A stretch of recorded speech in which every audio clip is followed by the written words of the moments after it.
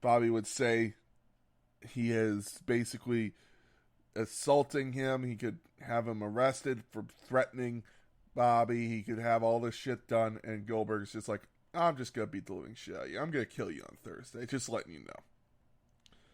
After this, we got Raw Tag Team Champions RK Bro versus the Street Profits, which ended in a DQ after AJ Styles and Almost interfered.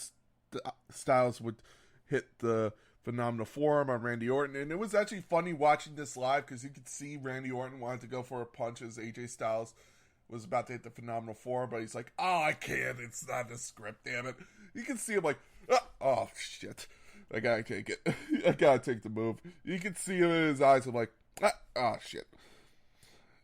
After this, Almost would beat down all four of them and would hit a very hard roundhouse kick on Orton. That was cool to see. It was Almost is definitely finding his way in the ring. He has a long ways to go, but one day he will be actually I can see him being a big show, in my opinion. Like, he can move, he can actually do stuff in the ring. He's not like the Great Khali or John Gonzalez, in my opinion. He can actually do things in the ring. So I like him. And then we got the Queen of the Ring tournament, Queen's Crown tournament, whatever the fuck you want to call it. Doudrop would beat Zelina Vega and would defeat Shayna Baszler in a very quick match, and that would be it. Zelina Vega would come out, and now the tournament championship is set.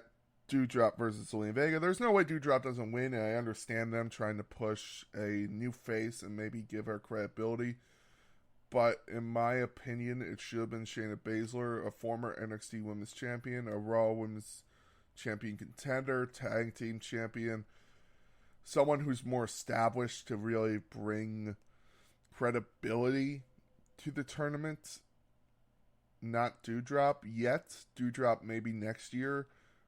But Doudrop's going to win this tournament, hands down. There's no question in my mind. She's going to win it in Saudi Arabia from Zelina Vega.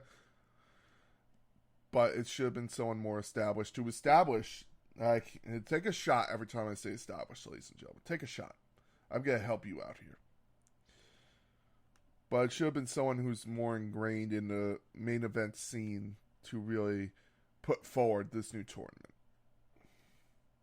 After this, we got Finn Balor versus Mace in a singles match. Finn Balor would defeat Mace very easily after a little hard work from Mace.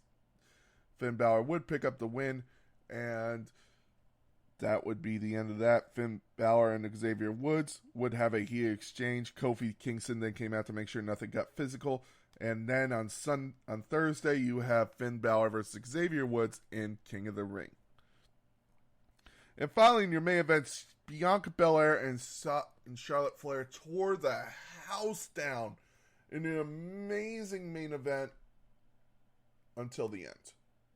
Charlotte would grab a chair and would hit Bianca Belair with a chair shot to the head.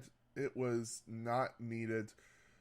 That ruined the match, in my opinion, because they were having a great match. It was going to be an all-time classic, and if it made me think they could put the belt on Belair here, that would actually be a smart move. Put it on Bianca Belair, and then have Sasha win a Crown Jewel to take the SmackDown Women's Championship to SmackDown. Then you have the SmackDown and Raw. That would have been smart, but they caused a DQ finish, and in my opinion, ruined the match.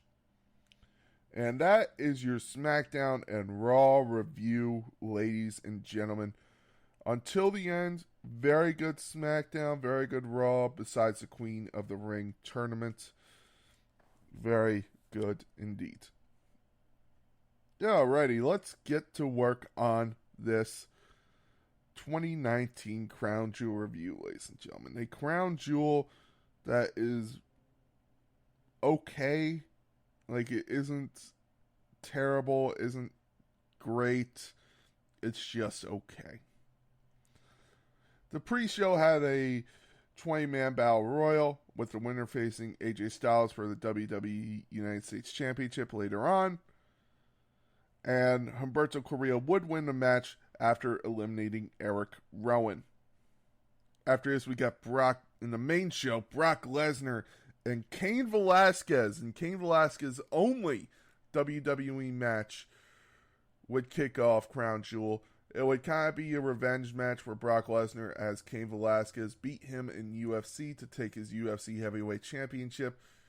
Brock Lesnar would make Cain tap out in the Kimura lock, and this would be the last time we ever saw Cain Velasquez. It would be 1 minute and 28 seconds. By the way, this pay-per-view would emulate from Riyadh, Saudi Arabia, in King Fahd's International Stadium with an attendance of 70,000 people.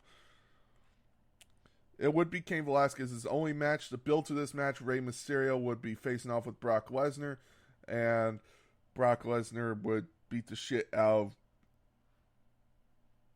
Rey Mysterio and Rey Mysterio's kid Dominic.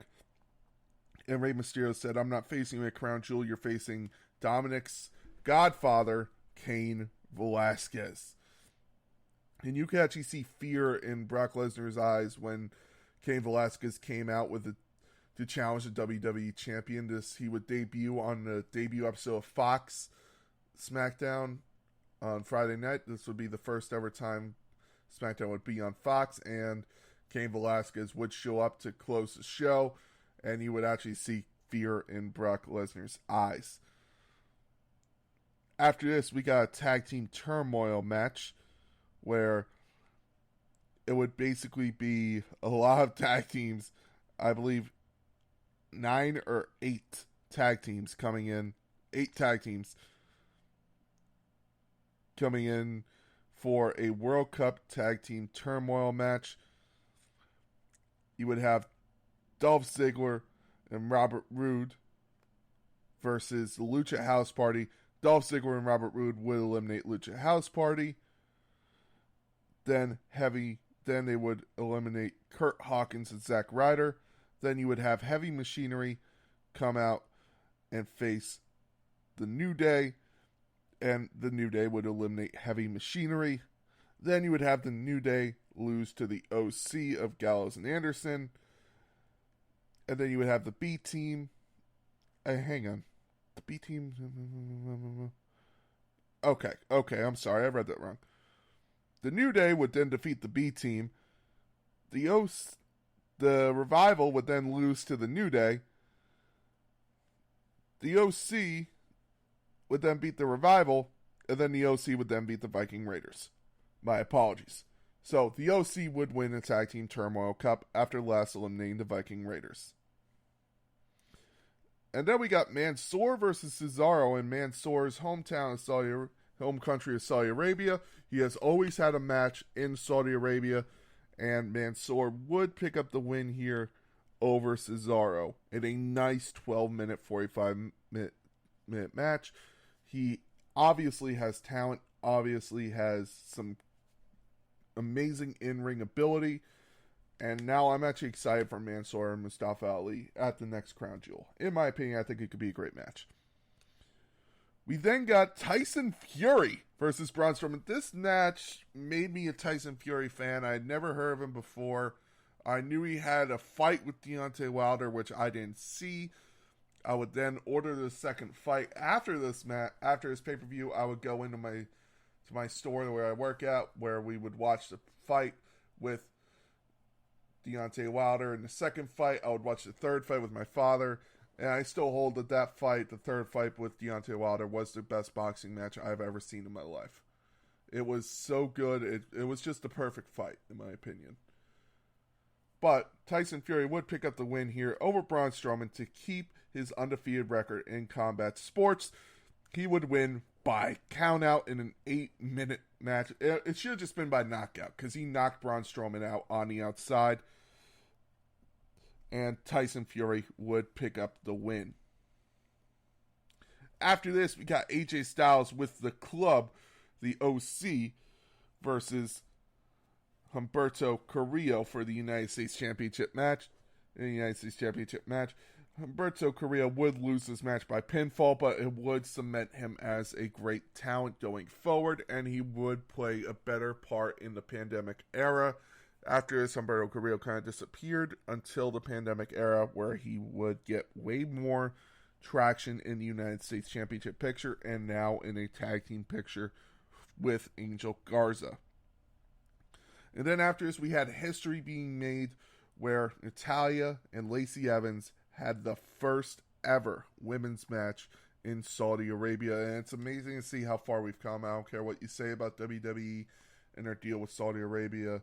This is one of the most amazing things that could happen, is that women are now truly being respected in the Middle East. WWE was basically the first one to say, let's have a performance. There was talk that there was going to be one at Super Showdown earlier in the year. That didn't happen, but negotiations did finally go through, and they were allowed to have this match. Now, there would be boos. Some garbage would be thrown at Lacey Evans and Natalya, but overall, the crowd did accept this match, and it's really is starting to help move forward women's relations in Saudi Arabia. So, congratulations. Natalya would pick up the win here by submission. And in a nice 7-minute match, I dropped my notes. There we are. And again, it's amazing to see how far we've come now to where we could have a Queen of the Ring tournament in WWE and at Saudi Arabia. It's just, in my opinion, amazing. After this, we got a 10-man tag team match with Team Hulk Hogan versus Team Ric Flair. Team Hulk Hogan would consist of Roman Reigns, Rusev, Ricochet, Shorty G, and Ali versus Team Flair, Randy Orton, King Corbin, Bobby Lashley, Shinsuke Nakamura, and Drew McIntyre. A 10-team match. Team Hulk Hogan would pick up the match in a 19-minute, 55 seconds. It looked like for a few minutes that Ric Flair and Hulk Hogan would get involved and they would have a little bit of a brawl, but they didn't, unfortunately. It would have been cool to see just one last time them both step in the ring and just have one little fist punch a little. After this, we got your main event where Seth Rollins lost to The Fiend in a WWE Universal Championship match with Falls Count Anywhere, and as a special stipulation, the match couldn't be stopped no matter what. They had a Hell in a Cell match earlier in the year, and it ended in a no contest after Seth Rollins would basically destroy The Fiend, hit him with everything he got, and The Fiend still stood back up. And the referee would stop the match inside Hell in a Cell. This left a lot of people pissed off because they wanted to see The Fiend go over clean. It was unfortunate for Seth Rollins as well because there was nothing Seth Rollins could do. It killed his babyface push and caused him to turn heel, which caused him the Monday Night Messiah gimmick. It really helped build him more and more, but in the end, it did really hurt Seth Rollins as well. So Seth Rollins would lose this match. It was a beautiful match, with The Fiend being curb stomped into a lighting kit, and then The Fiend stood back up and was like, I ain't done yet, bitch. Like a horror movie villain, came out, locked in the mandible claw, beat Seth Rollins, and won the Universal Championship for Bray Wyatt.